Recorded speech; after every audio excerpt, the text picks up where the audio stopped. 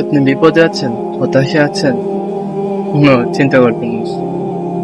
দুরূদ পাঠ করেন, সব বিপদ আপদ, সব হতাশা আল্লাহ তাআলা আপনার যখন হতাশায় হবেন বা হতাশায় থাকবেন বা ঋণগ্রস্ত থাকবেন অথবা কোনো একটা বড় সমস্যার ভিতরে পড়বেন, তখন তখন কিন্তু মানুষের উপর শয়তান ভর করে।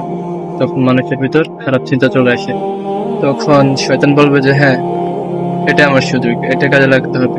তখন শয়তান আপনাকে বলবে যে হ্যাঁ, এটা করো, তুমি সিগারেট খাও, বা আপনাকে বলতে পারে যে তুমি এই না সেটা করো, ওইটা করো, এটা করো, বা অন্য কিছু করো, মদ্যপান করো।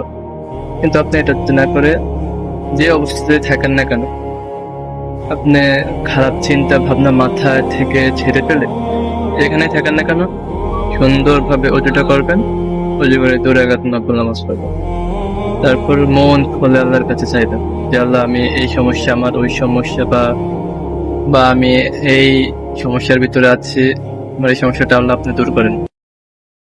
তখন দেখবেন আপনার ভিতর একটা শান্তির প্রভাব প্রবলিত হচ্ছে, একটা শান্তি অনুভব হচ্ছে আপনার মনে।